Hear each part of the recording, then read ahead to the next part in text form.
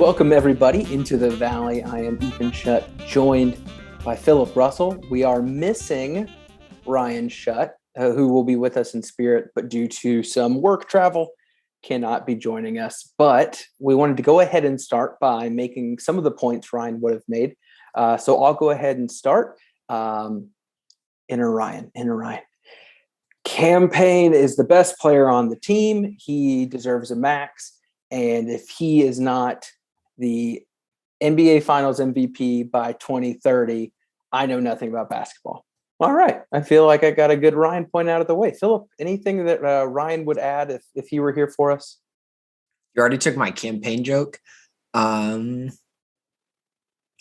he going to fight this week? Harrison Barnes? Does he fight Harrison Barnes after that buzzer beater? So Ryan wanted to fight LeBron last week. Did admit that wouldn't go particularly well for him. Horribly. Yeah, probably the same outcome with Harrison Barnes. But especially with LeBron, if you saw the image going around Twitter, the fact that LeBron has a stunt double copy of himself in his own game. So if you try to fight the real one, fake one's going to come get you too. But no, we wish Ryan could be here. But that happens, tough to coordinate three schedules all the time with work and life and everything around it. But we're glad you're here. Hopefully you have been following along with us this season as we kind of start, kind of a rough start. I'd say, is it officially fair to now be a little less optimistic than last time we recorded? Last time we were 1-2. I think, and a lot of the message was, hey, tough start to the schedule. Don't overreact. I still feel like the sentiment remains the same, but it is tough. We were going into last week, this passing week, and I think all of us said, Kings, Cavs, get your season back on the right start. You want to win them both. And that didn't happen. Suns go 1-1, heartbreaking buzzer beater to the Kings, and a weird win against the Cavs. Philip, anything kind of just top of the head jump out at you after a whole week of basketball has passed since last recording? I want to rehash something I said in our introduction to this season. The losses don't matter that much right now. And I think just being on Suns Twitter and starting to follow more people and keep up with more people. It's a dark world on there, man. It's a hard adjustment, but I think it's some lingering anxieties from the playoffs, because the last time we were all consistently watching basketball, posting about basketball, talking about basketball, it was every game felt like it mattered so much. Yeah. I think especially early on in the season, it's looking for the smaller, more nuanced things that you might really like, things that have been added to the team, skills that people have added, patterns from the playoffs that you really like. So I think it's more about looking at that rather than just playing the outcome of any given result, because we know this is a good team, even flashes this week of greatness from this team. Mm-hmm. It's just a matter of them getting locked in for the season. And I'm not going to be rushing to any judgments until I would say at least 15 games into the season. I was going to say, I am usually pretty strong on I'm going to give the season 25% of the way through. So you're looking at about 20 games, right? After 20 games, I think you can then kind of see what team is real, what team's not. You'll have the occasional team who maybe had a weird streak of luck that has led them to the record they have. Even with the Bulls, as we're recording right now, I know you're keeping up with that as a Bulls fan. As beautiful as a start they've had to the season, even great teams have the occasional dud. They come back to earth a little bit, and you kind of see where they truly are as those games come and go, and you kind of see the resolve there. And I think the Suns are going to be just fine. I want to go ahead and start by saying that for any of the negative Nellies, wow, what an old person thing to say out loud on recorded camera, out there who are pessimists at heart, and I'm slowly learning that Suns Twitter is just full of them. It is just a couple games after a short off season with a tough start. And I want to add this as well, because I think this is being overlooked.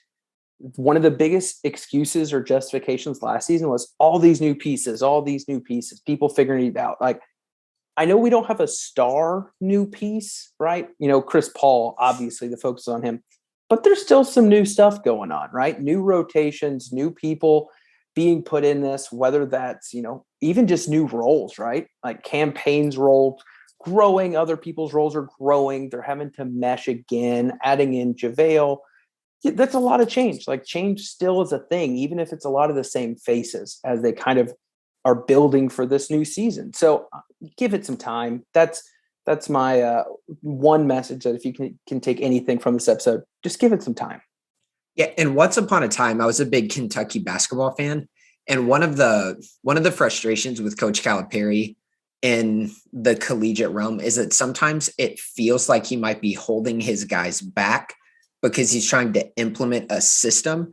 And early on in the season, he might implement a system and he wants them to play within very clearly defined rules before allowing them to expand a little bit. And I think that's part of the challenge right now, is that we're watching, as people interested in the Suns, wanting to see Mikal expand his role, wanting to see DA maybe extend his range a little bit, wanting to see what guys like Elfrid Payton and Landry Shamet can do, who are new to the team. But so it's going to take some growing pains to see that come to fruition. Yeah, no, I'm completely with you. Like we said, between our last episode and this episode, there's only been 2 games. The Kings lost 110-107 on the buzzer beater, and then the Cleveland win 101-92. Both games, I think, have scores that don't quite reflect what really happened. So we'll talk about that in a second. But looking ahead, just for those that are trying to get an idea of what's to come. So we're recording this on Monday night, like we typically do. New episodes will be live Tuesday morning. Tuesday, the 2nd, the Suns will be playing the Pelicans. Thursday, the Rockets. Saturday, the Hawks. And then Monday, as we're recording our next episode, they'll be playing the Kings. And worth noting as well, the first 3 games, Pelicans, Rockets, Hawks, all at home. So real quick, Philip, we're looking at these 4 games between this episode and future us talking about it. What are your realistic expectations with Pelicans, Rockets, Hawks at home, and then away against the Kings on Monday night? 3-1, but I wouldn't trip about 2-2. That's kind of where I'm at too. I think 4-0 is definitely on the table. I think 3-1 is very, very likely. I think that can happen. I don't know who the one will be. I'll say that much. None of these teams are I could see it being them. The Hawks could beat you on any night. The Kings obviously have already shown that they can beat you. I think 3-1 is a great goal. And then if you're looking just in terms of the record, 3-1 gets you to 5-4. You're back above 500. You move from there. But like you said, even if you go 2-2, you're now back at 500 with all 72 games left ahead of you. So very doable to kind of right the ship, I would say. But we're going to recap everything from this last week in a way that we did last week. And I think it's catching on. It seems to be going over well in terms of us, in terms of our preparation. And the folks listening, you all seem to like it as well, based on the reaction on Twitter and everything like that. Also gives us a good opportunity to showcase and highlight some of the other folks in Suns media, if that is what moves us. So high, low, and just so you know. Do you want to start high? You want to start low, Philip? You want to start high? All right, get us started. What was your high for the week with the Phoenix Suns? I have 2, so I'm going to take the place of. You can take Ryan's for sure. I'll stick at 1. So they're not going to be Ryan kind of highs, but there you go. They're always way more entertaining than ours, man. I'll give them that. High number 1 is going to be the number of shots that Cam Johnson got against Cleveland. I want Cam Johnson, sidebar, and Landry Shamet, but that's true. That's spreading my wings too far for this segment. I want Cam Johnson to get more shots. And there have been a couple games where he has like 4 or 5 shots the entire game. And that's really tough, because what that's asking him to do is to take 1 shot every 6, maybe 5 minutes that he's on the court. And most of those are going to be threes. So not a lot of rhythm. I want to see him get more shots. And I know against Cleveland, he didn't shoot particularly well. He was 4 of 12, but I want to see more shots, because I think he'll be an efficient scorer. I just want to see them give him that leverage to take more shots. Now, my other high is related to Cam, and this is getting into a basketball nerd, but I saw a nuance from one of the sets that the Suns are running that I'm really excited about, because it maximizes the floor space. So everybody picture in your mind, Devin Booker. Yeah, Ethan, you can close your eyes. This is going to be like a mindfulness thing. I'm following. Yeah. Devin Booker gets the ball on the wing. DA, like usual, comes up to set a pick and roll. Now, that looks normal right off the rip. But what the Suns have done several times this season is they have Jay Crowder or Cam Johnson basically run right at that pick and roll as it's about to be set. Then once they get up there, and I haven't exactly picked up on what they're reading, they have a couple of options. Option number one, and the most obvious, is they can set a double screen. So maybe if Jay has someone on him who they want Booker to attack, they can set a double screen, get that matchup, Booker can go downhill. The other thing they'll do is that they'll flare, but they've flared in really interesting ways. So at times they've stopped running and essentially backpedaled to kind of come with Booker as he drives, because then that puts their man in a really difficult spot of if they help down, they lose all their momentum to get back out on Jay or Cam when they spot up for three. Or if they drift back quickly with Jay or Cam, Booker should have a straight line to the basket, or they flare opposite, basically to the corner, opposite of Booker's drive. So what that does, it gets a lot of movement happening on the defense. And what that should do is it should get the weak side attack to be a better option, and it should open up the lane a little bit more for a DA role. Do you happen to know where the other wing is set up? Are they on the strong side corner or the weak side corner? Opposite corner of where the play starts. Yep. Gotcha. Yep. Opposite corner of where the play starts. That's one of those things you have. Ultimately, you're going to have similar to a 4-out, 1-in finish, really anywhere, depending whether they flare opposite, whether they roll corner and they roll base like that. Yeah, you're basically getting to the set that makes the most sense for the Suns, no matter what, which is either you've got the one down low driving or you've got Ayton on a roll or whatever, hopefully filling that space. And let me simplify that even more. When a lot of people are moving, defenses have a really hard time. Yep. And what that play does, what that set does, it's a lot of people moving in ways that maximize their strength and makes a lot of sense for what the Suns do on offense, getting Devin Booker going downhill right at the nail with shooters flaring to corners and a big running towards the rim. I love it. I'm a big fan, excited to see how that set plays out throughout the season. Yeah. And if you're a big basketball nerd and you're picturing all that in your head, wonderful. Hopefully that clicked with you. I know it made sense to me. If you're someone who maybe can't visualize that or even gets a little confused with the nuance, maybe you're a football fan.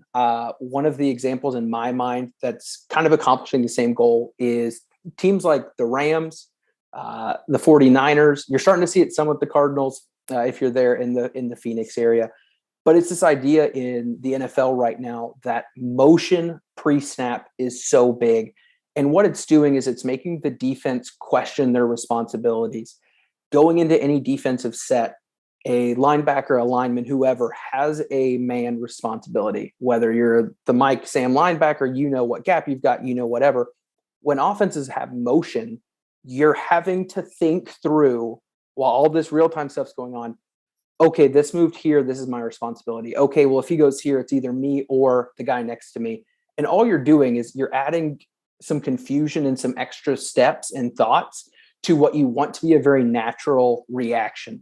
And so in basketball, when you see a team like the Suns, who've done it a lot, especially in the playoffs, goodness, runs a set that looks so similar at the start, but then can branch out into 15 different things, you can't, as a defender, watch that and be like, they're running their pick and roll. I know where all three of them are going, right? When Ayton goes up to set that screen, you're thinking 10 different things can happen. I need to look for any little clue and react. And if you react incorrectly, it's devastating for the defense. So I love watching what Monty has done with that. And obviously I think Chris has probably had a pretty massive impact in that, as he is one of the best pick and roll point guards you're going to find. And JaVale obviously knows how to do it as a big, and Ayton is going to continue to grow. I think, as you said, Philip, watching the regular season, it's a building up to something better. And hopefully that's going to be the playoffs, seeing how they can utilize those sets, seeing what worked and didn't work in the regular season game, when you can pull out that film and say, hey, they are really strong defending options 1 through 4, but 5, 6, and 7, they were struggling a lot. So yeah, I'll do my best as well to start paying a little bit more attention to that. I know I can always count on you to be doing a lot of that in the watch as a non-Suns fan, it's probably easier for you to watch and be a little bit more analytical and less invested, like someone that I may know, maybe me, I don't know. But no, those are two good highs. I am a Cam Johnson stan. I just love the kid, man. I want him to succeed. I want him to keep growing, just like we feel with Mikhail. But no, my high for the week was the 52-10 run. I believe that was the correct number. Sorry, 50-12 run against the Cavs, where the Suns for a moment just looked like an unstoppable force. It made me feel like what we saw against the Lakers is a repeatable process that can be done against various different teams, even the old crotchety Lakers that have to move with their walkers and wheelchairs, works against the Cavs who are young and athletic and can move. When the Suns are on, they can be on offense and defense, and it's a beautiful thing to watch. So not a whole lot of deep diving there. It just makes me feel good to be like, this team, when it's clicking, can be destroying people. And going back to, you mentioned, obviously, Cam didn't have the best shooting night in the whole world. But when you look at the Suns box score, one thing that really jumped out to me and kind of surprised me is, I'll ask you this. This is a fun trivia question. Do you know what the team shot from 3 against the Cavs? Yeah, because I looked it up earlier. Ah, dang it. It was like 24%. 23%. Yeah. And that makes sense when you look big picture at the box score. You see, they scored 101 points. Obviously, they weren't making it rain. But within that period of time where they were just incredibly on, it wasn't Booker hit 8 threes and everyone was making, like, they were just enforcing their will, right? Everything was working. They were running everything the way they wanted to, and it looked great. So again, just those small little moments of optimism where you can see it work and everything's kind of rolling. And Cam Johnson was asked actually about that run in an interview, and I loved his answer. It was basically, we can do that to anybody. We should be doing that consistently, right? We just need to be hitting, but that is not a one-off. This isn't some weird thing that just happened. Like, that's what we expect, which I love. I love confident Cam. I just love him, man. He's great. But unfortunately, highs can only go so far. We have to go to our lows. Philip, what you got? The transition defense against the Kings was so bad. Well, I'm sorry. Can you analyze something that didn't exist? True. Thought question. True. In the third quarter, so I gave myself the task of going back and watching the third quarter again today, and it was painful to watch. Now, it's good to know, as people interested in the NBA, that transition defense is also related to offensive efficiency, which was also severely lacking. If my math was right when I counted, I think the Suns started the quarter 1 for 10, which, again, shout out to Ryan. I would ask him, Ryan, is that good? And he would say, I don't think 1 for 10 is very good. Hey, if you're looking at 1 for 10, by the way, that was Chris Paul shooting for the game. Also 1 of 10. Yeah, I feel like CP3 just caught a straight, but we can carry on.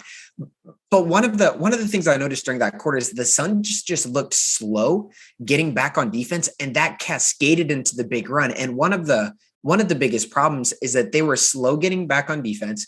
They were cross-matched, and then guys were just getting taken downhill for the first 4 minutes of the quarter. I think the Suns were up by 7-ish at halftime, and then they were up by 8 at halftime. And then within 4 minutes, the game was tied, and it was just open season for the Kings guards, especially getting down a hill. Now, by the end of the quarter, Buddy Hield went off, and sometimes there's nothing you can do about a good player going off. But the start of that run at the beginning of the quarter was in large part due to heinous transition defense, which with a team like the Suns, part of that I think is attributable to effort. But then the other thing is make shots. And because when the Suns make shots, everybody can get back on defense. Everybody can set up shop on the defensive end. And then you have a defensive system rather than asking one person to stop De'Aaron Fox coming downhill with the head of steam. Yeah. It's funny that you ended with that point. I tweeted out, in the game, something to the extent of the moment there was effort, everything flipped, right? Result happened the moment we saw effort in the fourth quarter. And it was like this group of winners said, wait a second, why are we letting this happen? And then it legitimately, it was like they flipped a switch and they just started trying. But man, it was, as a Suns fan watching that, man, I was very unhappy because it's just frustrating. Like, you see who's on the other side of the court and you're like, this shouldn't be happening. You should not be outworked by this group right now. And that's what it was. I mean, they just got outworked completely. And you're right. Like, Heel did start making some shots. They had some guys make some shots that were well defended, not normal. But the fact that they were in that situation to where those shots mattered is frustrating, because if you show any lick of heart on the defensive end of things, that's not even a concern. It was frustrating. It was a very frustrating game. I don't know if I'm going to make this my low. It's going to be a question mark of sorts. I'm not going to let it be my just so you know, because I kind of have that already in my head. But one of the biggest complaints that I have seen is DeAndre Ayton was on fire to start the game, right? You're looking at his field goal attempts in the first half. And then it was like there was a group inability to, what Twitter will say is, to get him the ball, right? Or to find him or give him opportunities. I too went and rewatched. And something that I noticed from him, and I don't want to be Mr. Super critical, but it seemed like when the ball quit getting to him, he quit rolling as hard. He quit giving himself the opportunity to do something, right? And I don't know, you said you rewatched it as well. Does that ring true to you? Did that come off the screen at all to you when you were rewatching? I think the Kings did a better job of cutting him off. And then the 1 for 10 just killed all of that, because the Suns weren't making shots. So the Kings clogged the lane. So DA didn't have an opportunity to roll. Then when it was open for him to roll, he wasn't used to rolling because they had been kicking it out so much. So I think it was a cascading problem in that particular quarter. That's fair. My thing, and this is as a guy who played soccer his entire life, one of the roles of any good striker or forward on the soccer team is you make the run as if you're going to get the ball every single time. And the whole point of doing it is you can make 10 great runs across the back line and you may never get the ball, but you're doing your job because you're creating space for everyone else behind you, right? And some of the best strikers in the world currently, in my opinion, the best striker in the world, Robert Lewandowski, he is so clinical when he gets his opportunities. But if you go and watch him play, he doesn't always have the ball at his feet. A lot of times he's creating space because he draws a crowd. He demands attention.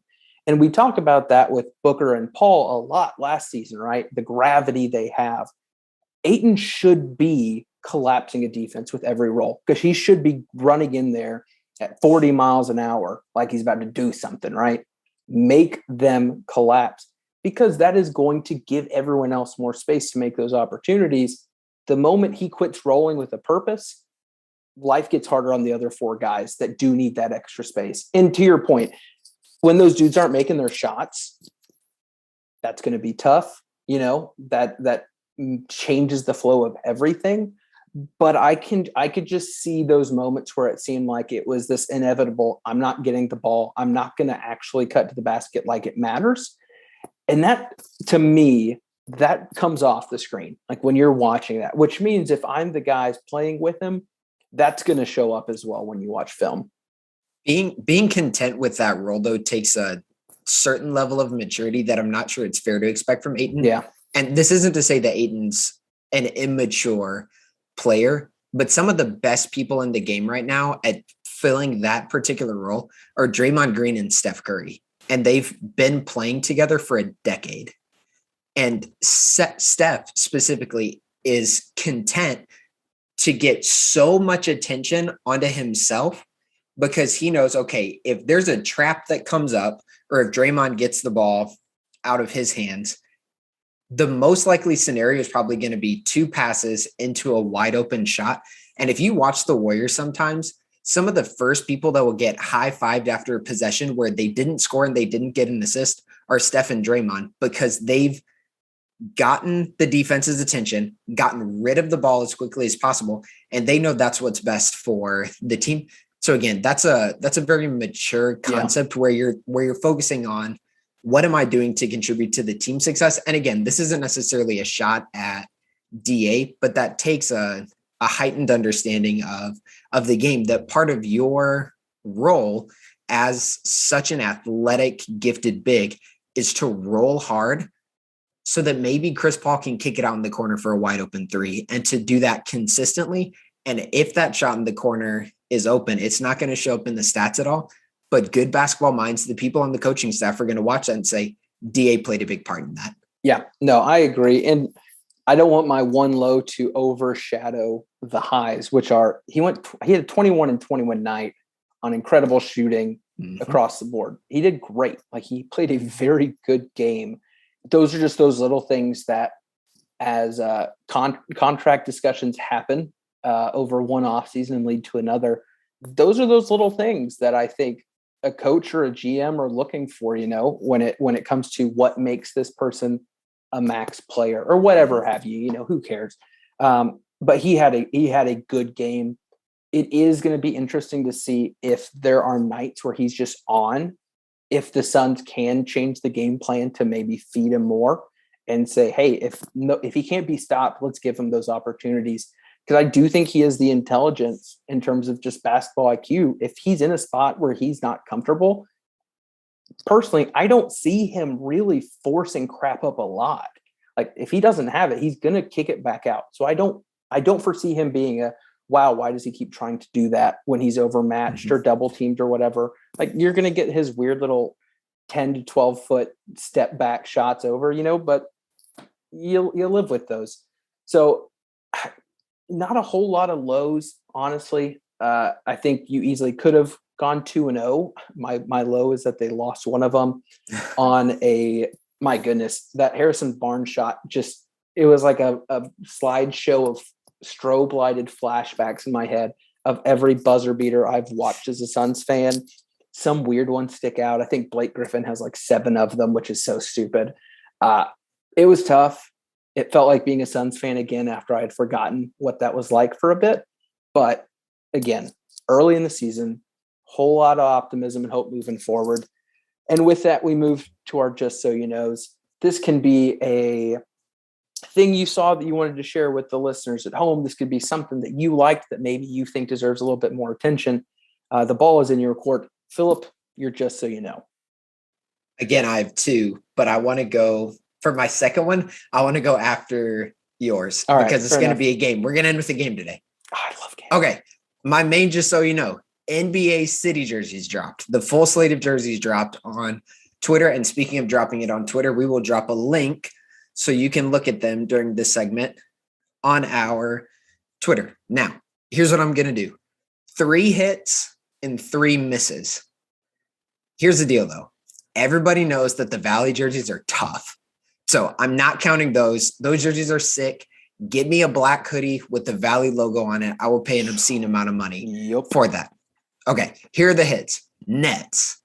The Brooklyn Nets gave an homage to the old New Jersey Nets jerseys that just say Nets in big letters across the front with a navy base. That's a hit. Sixers. I like the simplicity. But they also have a really cool dark blue color. I think they look great. And I had a lot of problem coming up with my third one. So I'm going to go a little bit out in left field. Orlando Magic. They have a black base with this kind of orange lettering across the front with Magic in their symbol as the dot on the I. Orlando Magic, your city jersey, it's a hit. So to review, hits, Nets, Sixers, Magic. Here are the misses. Bucks, Milwaukee Bucks. Your jersey is bland. You need some seasoning. Washington Wizards. Thank you. You have a weird line issue on your jersey. I don't understand what's going on with the lines. I'm pretty sure it's an homage to the Bullets. It looks whack. Miss. Lastly, and this one might be controversial. I know it is a hat tip to old jerseys, but Houston, your old school early 2000s look with the navy and the vertical pinstripes, not a good look. I have a fourth though, and I was going to say because they're waxing my team, but currently the Bulls have made a comeback and they're Have they up really? two right now. Good for you, bud. Bulls are up two. But I also want to say Celtics, your jerseys, whack. Also, you need some seasoning. So Milwaukee and Boston, I don't know what's going on with you guys. I don't know why you went for the blandest look possible. But again, Celtics, Milwaukee, get some seasoning. Washington, I don't even know what you guys are doing. So NBA City jerseys, that's my just so you know. So just so I have this correct for the future here, on the hits, we have the Nets, the Magic, and the Sixers. Yep. And in the needs some seasoning category, Bucks, Wizards, Rockets, Celtics. Yeah. Good to know. Thank you very much. The Celtics one, to be fair, the Celtics one is not as bad as the Bucks. I was feeling salty when I was writing that note because they were up by like 20 at that particular point. Hey, I appreciate this. I'm going to make sure as we record, I'm tweeting this out right now so you can see the photos and compare them with Philip's thoughts. Because, you know, Philip's thoughts on jerseys. Who doesn't want to look at a tweet about that? That's what I'm saying. I love it. Bland needs some seasoning. It is. You're gonna see when you pull up the Bucks jersey, you're gonna be like, oh yeah, I see what he was saying. I love it. All righty. Well, we are going to my just so you know. This is a potentially controversial one. I try not to wade in the waters too often. I did that once when we made an episode about the DeAndre Ayton draft class. I might have gotten some less than loving feedback. So I try to keep myself in check when I can. But with the draft class on my mind, two big pieces of news came out this morning. One from Jake Fisher, who I believe we've determined is Woj in disguise, and the man Shams himself. So the Phoenix Suns start with picking up the fourth-year option for Cam Johnson. This was a no-brainer, right? I don't think anyone questioned whether it would happen. The super negative tinfoil hat wearing folks were like, after the Ayton thing, who knows what'll happen? Yeah, shut up. Cam Johnson, he's here forever. He's here to stay. Best shot in the game. Come at me. So Cam gets his fourth-year option picked up. Huge W for the Suns.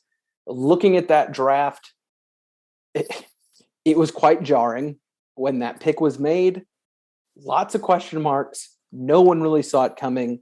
I think he has shown his value offensively, what you expected plus some. Defensively, way beyond what I think most Suns fans thought they were getting. So Cam Johnson, good for him. The bigger news is that the Phoenix Suns declined the third-year rookie option for Jalen Smith, making him an unrestricted free agent in 2022. He continues, he says, the 6'10 big man averaged 9.5 points and 8 rebounds in 4 preseason games after posting a 16-12 stat line in Summer League. Unfortunately, I think a lot of folks saw this coming, but I don't know if they would admit it. I've seen a pretty big divide on Suns Twitter of the we're on team sticks. He's never been given a chance. He was a rookie on a finals team, didn't have room to develop, never had the opportunities. We really don't know what we have here. We have on the other camp hey, every time we've seen him on the court, he doesn't jump off the screen. On top of that, when you're a second-year dude in the Summer League, who you happen to be a lottery pick, you should be destroying everyone and leaving no doubt that you no longer belong here. He did not do that, which gave even more ammunition to the camp that said, hey, this is a bust. We need to move on. And I think the only reason Jalen Smith was given some leeway amongst a fan base that has a very short fuse on most of these things is because of Cam Johnson. Because it was this, we didn't see it coming. We don't know what he is. Maybe we need to give him some time to prove us wrong. James Jones was great with this one, right? I think what we have are two scenarios where the Suns picked someone that the media and the fans didn't expect. I think they hit on one. I think they missed on the other. I think it's okay to admit that. This isn't a top 5 pick, right? It's a number 10 pick. It was kind of confusing from the get-go, but I just want to put into perspective as a Suns fan who's seen some things. There once was a year where the Suns had pick number 4 and 8, I believe, and chose Dragan Bender and Marquise Chris, in which I believe they traded up to get Marquise Chris. Now, I didn't go check this out. I'm pretty sure both of those guys had some sort of extending offer. And we've seen it with other guys that got drafted that were clearly not good from the get-go. And you can be like, oh, well, they wanted to see their potential. Well, maybe they'll develop, whatever. I am happy that the Suns are cutting the cord on this one. I think I would rather be led by a group that says, you know what, we missed. Let's go ahead and hit the reset button on this. Let's not tie ourselves to the salary of a lottery pick for the next however many years when that money shouldn't be going to them. It's a very similar argument I made to the whole DeAndre Ayton thing and many others that say, do you deserve a max contract just because you're good and picked at pick number blank, right? Would anyone in their right mind be giving Jalen Smith, what was it, 4-point-something mil a year or some, like, right? Like, no one would do that. Maybe some other team will who's not seen him and he has this magical mystery, like, ooh, maybe he'll be something else. Maybe they can be like the Warriors that said they liked taking like damaged Suns players and building them into Kelly Oubre, right? Is that what it was? Sorry. But hey, I think it's interesting to see a shift in perspective where a number 10 pick that doesn't work out is currently the sky is falling, when not that long ago, the Suns used 4 and 8 for 2 guys that are, one is very out of the league and one is struggling to stay in it. So again, I don't know about you. When I saw the Jalen Smith news, I felt bad for him. He seems like a lovely human. But when it comes to the future of the team and how important every dollar is on the cap, I think it was the right call and I'm okay with it. Can I add my 2 cents? Mainly about what you just said at the end. I would love it. Jalen Smith has the most annoying Twitter feed I've ever seen in my entire life. Have you seen it? Yeah. It's just like some prosperity gospel pastor. He retweets the same pastor. The same guy who every day just like, y'all about to get rich. And it's like, Sticks, like, you're an NBA player, homie. I don't know what else he's aiming for in life. Like, maybe instead of the $4 million he's making this year, he was trying to, I don't know, what is it, manifest this like $10 million. This morning's was, dear Lord, today, bless November 1 through 30 with money and strength. Yes, Christianity at its finest. Am I right? Like, the dude's a millionaire at the ripe age of what, 22? So I don't know. I think Sticks' Twitter feed is annoying. There's a fun argument to be made, which is worse, his Twitter feed or his game. But we can say that for another podcast. I just found a rough one from 3 days ago. It's from some lady who I do not know. And the caption of the photo is just retweet. And it's a photo of a notebook paper that says, may your moms and dads live long to see you become great. Amen. And he retweeted that. That is something I expect my grandpa Winfred to retweet when it's like, share this if you love your neighbor. And Winfred's like, I do. I have to share it. Now, it is odd for a young basketball professional to have a Twitter feed that is very, very similar to my crotchety old grandpa. I will admit it is a bit odd. This is true. And before we get off the rails too much, let me bring us back into a very serious basketball discussion. Ethan, are you ready? Yeah. Okay. So according to my calendar, last night was Halloween. I think that math checks out. Thank you for checking your calendar on that one. No problem. So I want to do an association game. No. So I'm going to give you 4 Halloween staples of my childhood. Now, listeners, don't trip when you hear the weird one. This is of my childhood. Respect my story. Do I need to preface So- this by saying I hate Halloween? No. Okay. So all you're going to do is I'm going to name a candy and you tell me the first current Suns player who Wonderful. comes to mind. There's no Yeah. way this goes poorly. Ready? No. Okay. So again, this is just first name that comes to mind. If you were to open your bag of candy and you got a Reese's, Chris Paul. why? One Uh, sentence. GOAT, beloved by all, perfect combination that no one can argue is bad, which is chocolate and peanut butter. Nice. Okay. Similar vibe for this next one. You open your bag of candy and you get a Snickers. Jay Crowder, because he's thicker than a Snicker. Excellent. He's girthy, he's meaty, and he don't mess around. That's the kind of content we're looking for. All right. Okay. I'm backing This next one is is always a disappointment for me, not because they're bad, but they're just not the level that we're looking for. You open your bag and you see a Starburst. Elfrid Payton. Like, okay, why? Because to someone with lesser taste, such as a child or a Knicks fan, he may appear to be a starting point guard, and that's great. But to someone with an elite palate who's accustomed to better, such as a Suns fan who has Chris Paul, you're like, it's a third string guard. He should not be playing. But, it happens. That was really good. I feel like I'm reading a Ringer piece right now. All right. Back in my bag. Last one. Last but not least, you open up your bag and you find a can of pop. Can we hit pause real quick? Yeah. I'm from Kentucky. Can you rephrase that question? You open up your bag and you get a can of soda. Mikal Bridges. Why? Because at first I'm surprised because there's a whole lot there that I wasn't expecting. But in terms of value, I would take a can of Diet Mountain Dew over any candy bar. Okay. And I would take Mikal Bridges over almost anyone because he is so wonderful and I would never get tired of him. Candy? Are you going to sit and eat the same candy every day? No. Can I down a Diet Mountain Dew like it is water flowing through my veins? Absolutely. Mikal Bridges. Listen, people, look me in the eyes right now.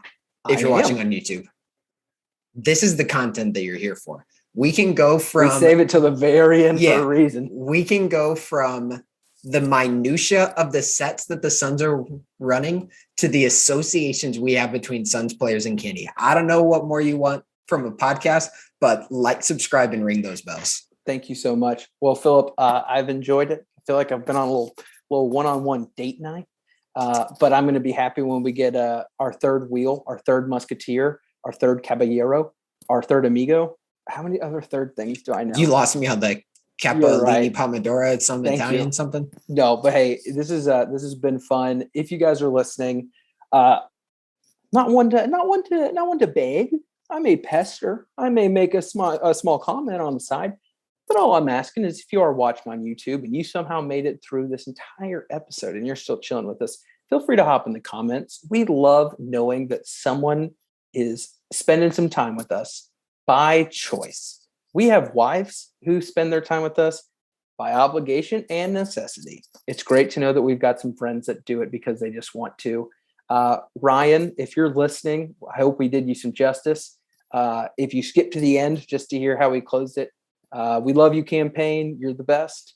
But no, seriously, if you're listening, if you're watching, thank you guys for being here. For Philip, I am Ethan. This is Into the Valley, a Phoenix Suns podcast. We out.